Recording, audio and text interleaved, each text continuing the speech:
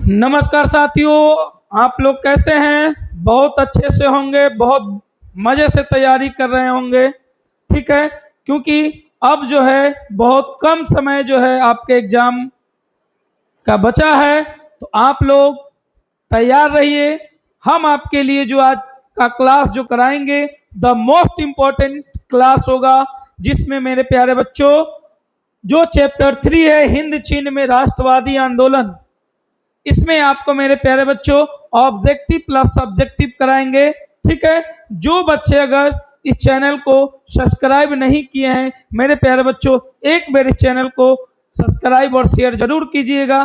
ठीक है, तो इसमें जितना क्वेश्चन आज कराएंगे मेरे प्यारे बच्चों, सारा का सारा आपको चैप्टर 3 का मोस्ट इंपॉर्टेंट क्वेश्चन होगा जो एग्जाम के दृष्टिकोण से। तो आइए हम लोग बात करेंगे चैप्टर 3। ठीक है, तो इसको इस वीडियो को अंत तक जरूर देखिएगा और अपने दोस्तों के पास जरूर से जरूर शेयर कीजिएगा। तो आइए हम लोग बात करेंगे हिंद चीन में राष्ट्रवादी आंदोलन, ऑब्जेक्टिव प्लस सब्जेक्टिव।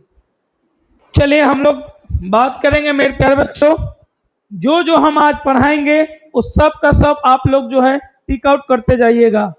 ठीक है, और उसको मेरे प्यारे बच्चों उसको याद जरूर से जरूर कर लीजिएगा। और अगर आपको चाहिए कि सर किस सब्जेक्ट का वीडियो चाहिए, तो प्लीज एक बार कमेंट बॉक्स में जरूर से जरूर डाल दीजिएगा कि हाँ सर इस चीज का वीडियो आप जो है बनाइए और मोस्ट इंपॉर्टेंट चैप्टर कराइए जो आपको एग्जाम में बढ़िया से लिख कर आइए। तो आइए हम लोग बात करेंगे मेरे प्यारे बच्चों कि एक तरफा अनुबंध की व्यवस्था क्या थी। ये आपका एग्जाम में मोस्ट इंपॉर्टेंट है।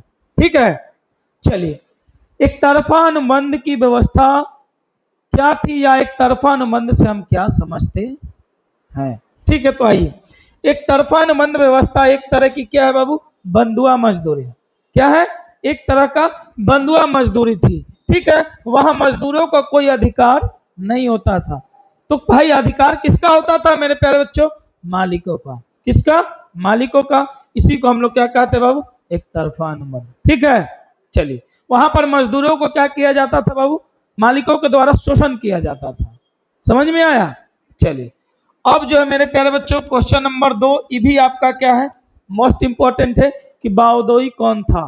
तो मेरे प्यारे बच्चों 1945 ईस्वी में बाओदोई अन्नाम का क्या बन गया बाबू? शासक बना। यानी अन्नाम का शासक कौन था मेरे प्यारे बच्चों? बाओदोई। ठीक है, कब बना मेरे भाई? 1945 ईस्वी में। ठीक है, लेकिन साम्यवादी और राष्ट्रवादियों के समक्ष उसके उनके टिकना बहुत क्या था? कठिन था, बहुत कठिन था। ठीक है, अंततः जो है बारदोई जो है 25 अगस्त 1945 को ये पद क्या कर दिया मेरे प्यारे बच्चों? छोड़ दिया। ठीक है, शासक बना लेकिन जो है 25 अगस्त 1945 को वो पद क्या कर दिया मेरे प्यारे बच्चों? छोड़ दिया। कौन? बाओदोई। इतना आपको समझ में आ गया होगा। चलिए देखिए क्वेश्चन नंबर 3 मेरे प्यारे बच्चों देखिएगा, हिंद चीन का अर्थ क्या है। ठीक है, ये क्वेश्चन जो है 2023 में आया है, इसको भी टिक आउट कर लीजिएगा।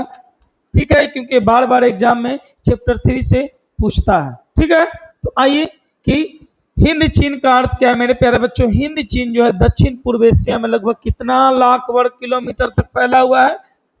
3 लाख वर्ग किलोमीटर तक फैला हुआ है, याद रखना। ये प्रायद्वीपीय क्षेत्र था। कौन सा क्षेत्र था मेरे प्यारे बच्चों? प्रायद्वीपीय क्षेत्र था, जिसमें आज के वियतनाम, लाओस और कंबोडिया के क्षेत्र आते हैं। जो आज के समय में कौन कौन सा क्षेत्र आएगा बाबू? वियतनाम, लाओस और कंबोडिया का क्षेत्र है। ठीक है, अगर आपसे मेरे प्यारे बच्चों पूछेगा कि बताओ हिंद चीन जो है कितना लाख वर्ग किलोमीटर में फैला हुआ है बाबू, तो 3 लाख वर्ग किलोमीटर में फैला हुआ है। कौन सा बाबू? दक्षिण पूर्व एशिया में। ठीक है, चलिए अब आओ जेनेवा समझौता कब और किनके बीच हुआ था। ये भी क्वेश्चन बहुत मोस्ट इंपोर्टेंट है। करा कि जेनेवा समझौता मेरे प्यारे बच्चों कब हुआ? 1954 में फ्रांस और वियतनाम के बीच हुआ। यानी जेनेवा समझौता जो है मेरे प्यारे बच्चों 1954 में, और किसके किसके बीच हुआ था? कौन कौन सा देश बाबू? फ्रांस और वियतनाम के बीच में। ठीक है, चलिए देखिए ये भी क्वेश्चन 2024 में आया था कि वाह आंदोलन की चर्चा करें। वाह आंदोलन का क्या उद्देश्य था?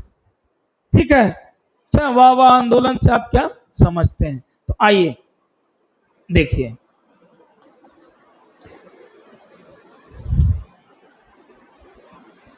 कह रहे हैं बाबू कि वाह वाह आंदोलन का उद्देश्य क्या था? उपनिवेशवाद का क्या करना बाबू? विरोध करना था।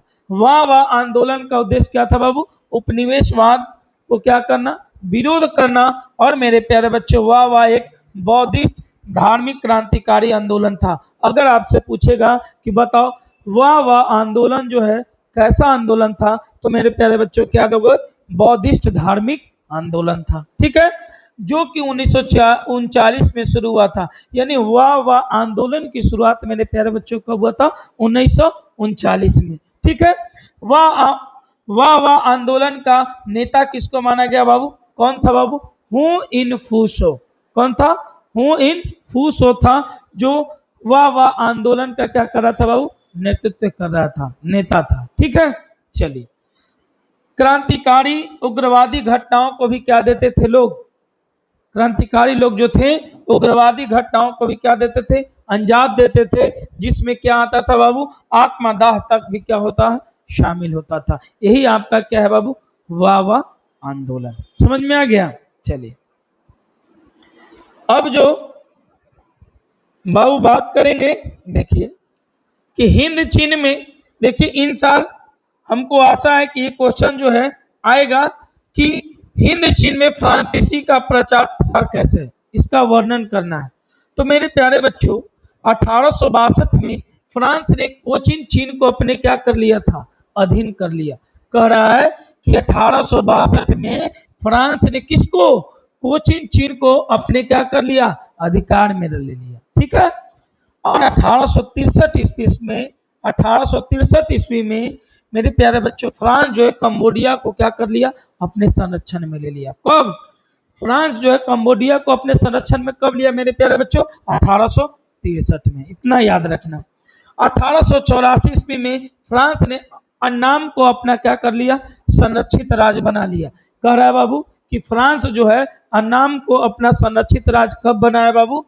1884 में। याद रखना। ठीक है, और 1904 में फ्रांस ने लाओस को अपने संरक्षण में ले लिया। अगर आपसे पूछे बताओ फ्रांस जो है लाओस को अपने संरक्षण में कब ले लिया मेरे प्यारे बच्चों? तो 1904 में। ठीक है, चलिए, इस प्रकार जो है 20वीं शताब्दी की शुरुआत में होते ही संपूर्ण हिंद चीन जो है किसके अधीन में आ गया बाबू? तो फ्रांस के अधीन में आ गया। जैसे ही 20वीं शताब्दी का मेरे प्यारे बच्चों शुरुआत हुआ, तब जो है हिंद चीन जो है संपूर्ण रूप से किसके अधीन में आ गया बाबू? फ्रांस के अधीन में। समझ में आ गया? चलिए,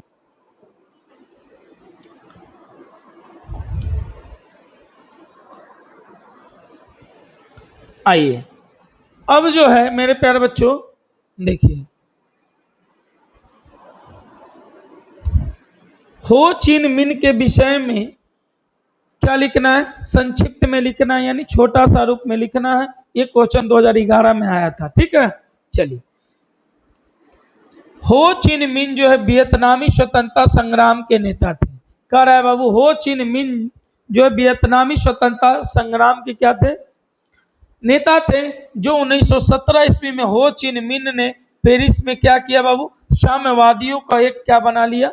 गुट बनाया। अगर आपसे पूछे कि बताओ हो चिन मिन जो था साम्यवादियों का एक गुट जो है कब बनाया मेरे प्यारे बच्चों? तो 1917 में। याद रखना।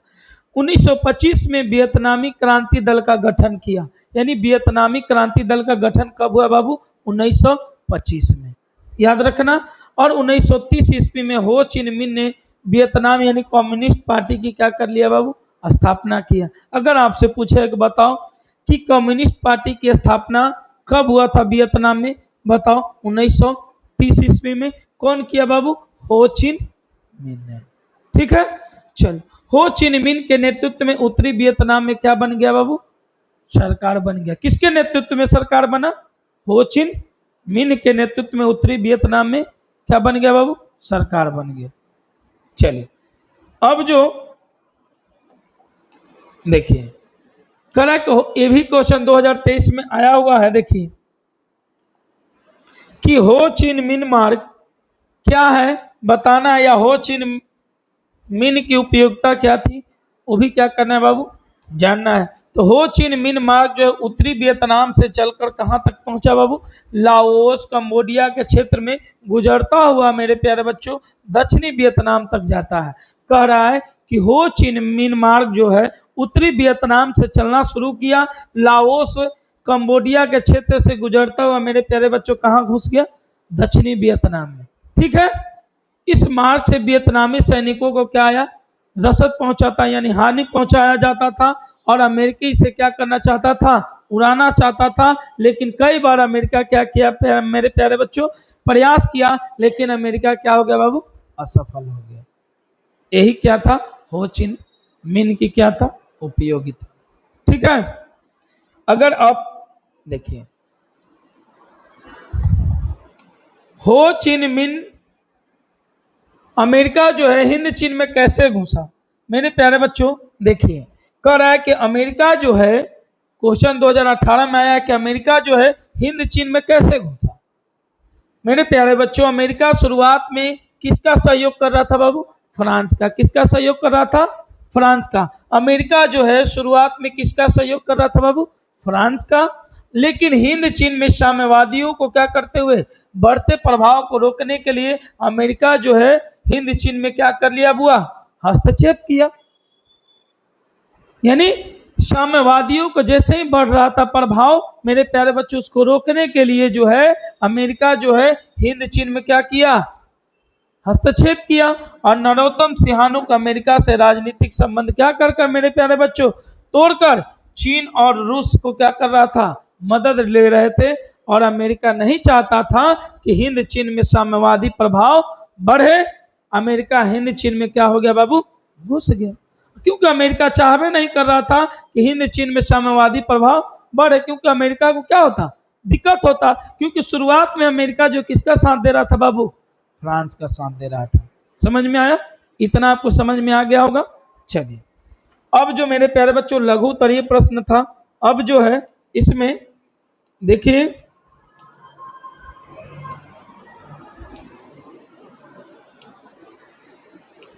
आइए हम लोग दीर्घ उत्तरीय प्रश्न जो है हम लोग कर लेते हैं। देखिए, ये भी बहुत बार पूछा है मेरे प्यारे बच्चों। देखो 11 में, 12 में, 13 में, 15 में और 19 में ये क्वेश्चन पूछा है कि हिंद चीन में उपनिवेश स्थापना का उद्देश्य क्या था।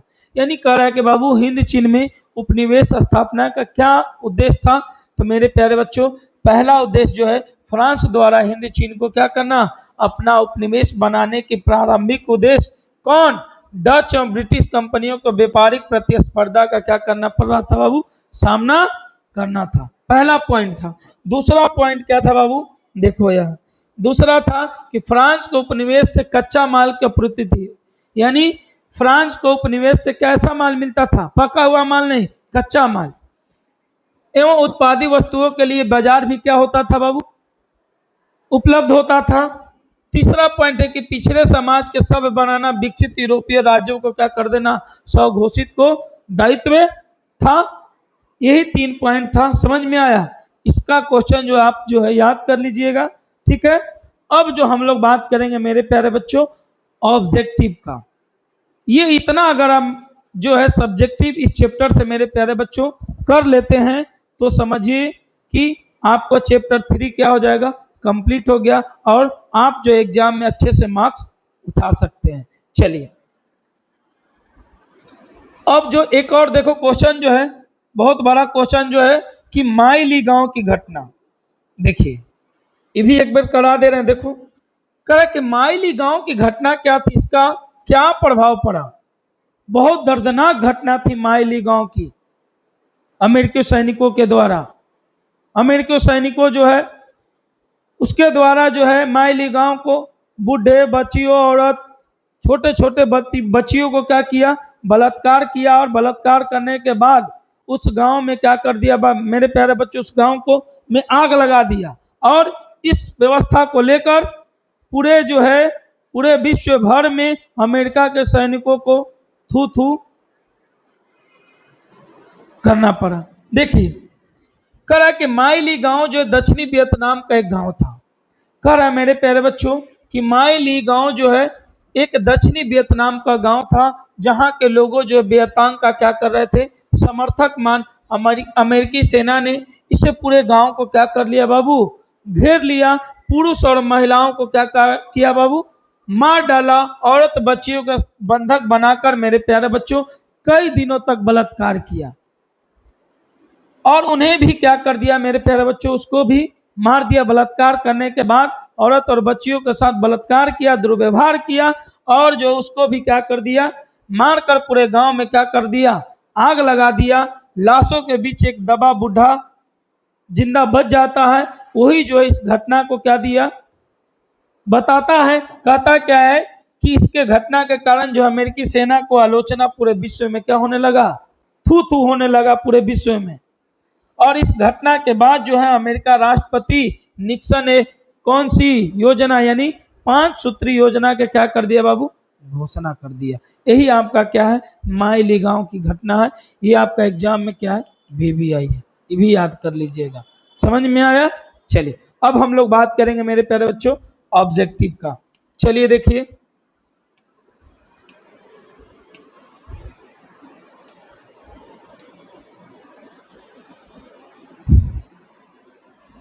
चलिए देखिए, हिंद चीन क्षेत्र में कौन कौन सा देश आता है बाबू, कंबोडिया, वियतनाम और लाओस, याद रखना। अंकोर वाट मंदिर कहाँ स्थित है बाबू, कंबोडिया में। हिंद चीन पहुंचने वाला प्रथम व्यापारी कौन था बाबू, पुर्तगाली। और मेरे प्यारे बच्चों हिंद चीन में बसने वाले फ्रांसीसी कहे जाते हैं कौन, कोलोन। करा कि नरोत्तम सिंहानुक कहाँ के शासक थे, नरोत्तम सिंहानुक जो कंबोडिया के शासक थे। ठीक है, चलिए the history of loss Vietnam किसने लिखा, मेरे भाई फान बोई चाओ। फान बोई चाओ जो है the history of the loss Vietnam लिखा था, कौन, फान बोई चाओ। चलिए देखिए, कह रहा है कि मार्च 1946 में फ्रांस और वियतनाम के बीच क्या हुआ था बाबू, होने वाला समझौता को किस नाम से जाना जाता है, तो हनोई समझौता के नाम से जाना जाता है। तो अगर आपसे एग्जाम में पूछेगा कि हनोई समझौता से आप क्या समझते हैं, तो हनोई समझौता किनके किनके कौन कौन से देश के बीच हुआ था, तो मेरे प्यारे बच्चों फ्रांस और वियतनाम के बीच क्या होता, हनोई समझौता हुआ था 1946 में। ठीक है, यही समझौता को हम लोग क्या कहते हैं बाबू, हनोई समझौता। कह रहा है कि देखिए अब नेक्स्ट आइए कि हिंद चीन क्षेत्र में अंतिम युद्ध समाप्ति के समय अमेरिका का राष्ट्रपति कौन थे बाबू, निक्सन थे। कौन थे, निक्सन थे। वाह आंदोलन किस प्रकृति का था बाबू, ये आपको बताए हैं, ये जो है क्रांतिकारी और धार्मिक था। हिंद चीन में कोलोन किन्हें कहा जाता है, फ्रांसीसी नागरिकों को हिंद चीन में कोलोन कहा जाता है, याद रखना। कंबोडिया की राजधानी कहाँ था बाबू, नोम पेने, यानी कंबोडिया की राजधानी कहाँ है बाबू, नोम पेने। ठीक है, चलिए।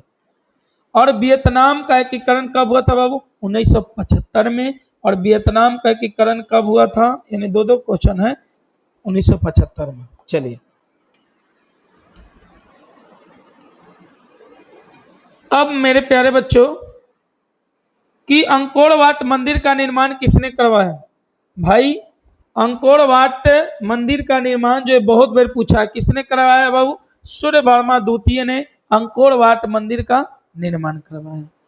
उत्तरी और दक्षिणी वियतनाम का एकीकरण कब हुआ बाबू, 1975 में। देखिए वियतनाम जो है दो पार्ट में बट गया था, उत्तरी वियतनाम और दक्षिणी वियतनाम। तो इसका एकीकरण कब हुआ था बाबू, 1975 में। बाओदोई की सरकार कहाँ थी, तो भाई साहब बाओदोई का सरकार जो है दक्षिणी वियतनाम में था, इतना याद रखना।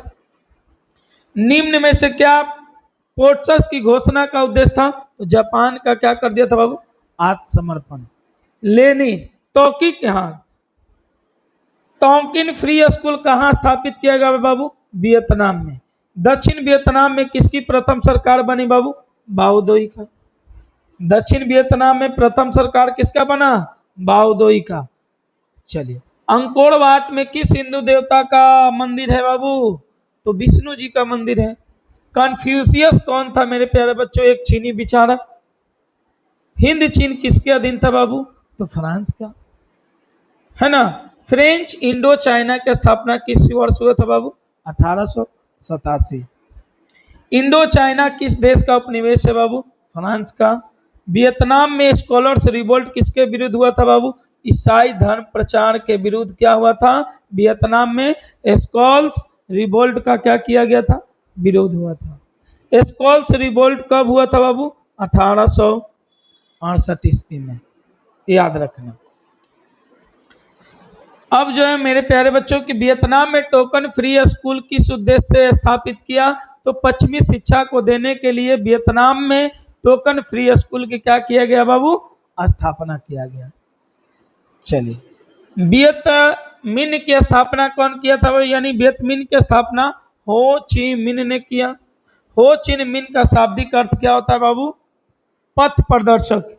समझ में आया? हो चिन मिन का शाब्दिक अर्थ क्या होता है बाबू? पथ प्रदर्शक।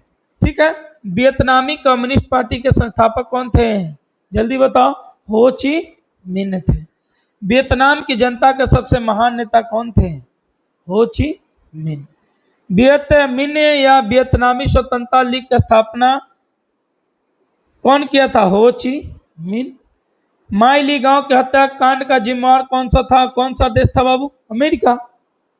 क्योंकि अमेरिका के सैनिकों ने वो गांव को क्या किया था? बुरा अंजाम दिया था। कई दिनों तक महिलाओं बच्चों के साथ शोषण किया, उसको बांध कर रखा और लास्ट में उस पूरे गांव में क्या कर दिया? आग लगा दिया। अनामी दल की स्थापना किसने की थी बाबू? ऑन गुएन आई ने, याद रखना। ठीक है। हो ची मिन का दूसरा नाम क्या था बाबू? न्यूमेन न्यूमेन आई को न्यूमेन आई कवोक जो है हो चिन मिन का दूसरा नाम था। वियतनाम लोकतांत्रिक गणराज्य की स्थापना किस वर्ष हुआ? वियतनाम लोकतांत्रिक गणराज्य की स्थापना मेरे प्यारे बच्चों 1945 में हुआ। किसकी अध्यक्षता में वियतनाम में लोकतांत्रिक गणराज्य की स्थापना हुआ था? बताओ, सब कोई जान रहा है। हो ची मिन। बाओदोई कहाँ का शासक बना बाबू? बाओदोई जो है दक्षिणी वियतनाम का क्या बना? शासक बना।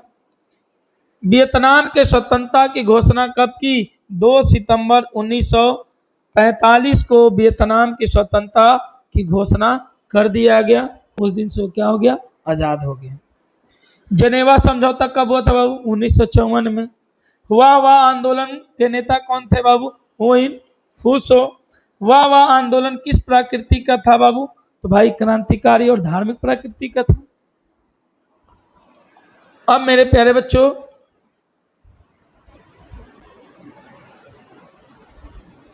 अब आइए, जेनेवा समझौता में किस देश को 2 भागों में बांटा गया था? भाई जेनेवा समझौता में वियतनाम को 2 भागों में क्या कर दिया गया था? बांट दिया गया था। तो पहला मेरे प्यारे बच्चों उत्तरी वियतनाम और दूसरा मेरे प्यारे बच्चों दक्षिणी वियतनाम। ठीक है। वियतनाम युद्ध की समाप्ति किस अमेरिका राष्ट्रपति के समय हुआ था? बताओ। वियतनाम युद्ध की समाप्ति जो है निक्सन, आर निक्सन के, उस समय अमेरिका के क्या थे बाबू? राष्ट्रपति थे। वही समय जो वियतनाम युद्ध की क्या हो गया था? समाप्ति हो गया था। माई ली गांव की घटना कहाँ हुई थी? भाई माई ली गांव की घटना दक्षिणी वियतनाम में एक गांव था माई ली। 25 दिसंबर 1955 ईस्वी को लाओस में चुनाव के बाद किसके नेतृत्व में राष्ट्रीय सरकार का गठन हुआ? तो सुबन फुमा के नेतृत्व में राष्ट्रीय सरकार का क्या हुआ बाबू? गठन हुआ। और लाल खमेर सेना का गठन किसने किया था मेरे प्यारे बच्चों? सिहानुक ने। कौन? सिहानुक ने। और कंपूचिया का पुराना नाम क्या था बाबू? कंपोचिया का पुराना नाम कंबोडिया था। क्या था बाबू? कंबोडिया था। याद रखना, क्या था? कंबोडिया था। ठीक है। अब पहला टेलीविजन युद्ध किसे कहा गया है बाबू? वियतनामी युद्ध को पहला टेलीविजन युद्ध कहा गया। वियतनामी राष्ट्रीयता के जनक कौन थे? हो चिन मिन। किस प्रसिद्ध दार्शनिक ने एक अदालत लगाकर अमेरिका के वियतनाम युद्ध के लिए दोषी करार दिया था? बताओ। रसेल ने। कौन? रसेल ने अमेरिका को क्या दिया था? दोषी करार दिया। वास्को डिगामा भारत कब आया बाबू? वास्को डिगामा जो है भारत 1498 में आया था। द्वितीय विश्व युद्ध जो का अंत कब हुआ था मेरे भाई? द्वितीय विश्व युद्ध का अंत 1945 में हुआ था। अगर मेरे प्यारे बच्चों, अगर आप चैप्टर 3 से इतना हम जितना पढ़ाए हैं उतना आप जो है कवर कर लेते हैं तो भाई चैप्टर 3 जो है पढ़ने की कोई ज़रूरत नहीं है, आपके एग्जाम में आराम से लिख कर आइएगा। ठीक है, चलिए आज का क्लास यहीं तक। अगर आपको ये वीडियो अगर अच्छा लगा होगा तो प्लीज़ इस चैनल को लाइक और सब्सक्राइब जरूर कीजिएगा, और अपने दोस्तों के पास भी क्या कीजिएगा मेरे प्यारे बच्चों, शेयर जरूर से ज़रूर कीजिएगा। ठीक है, थैंक यू।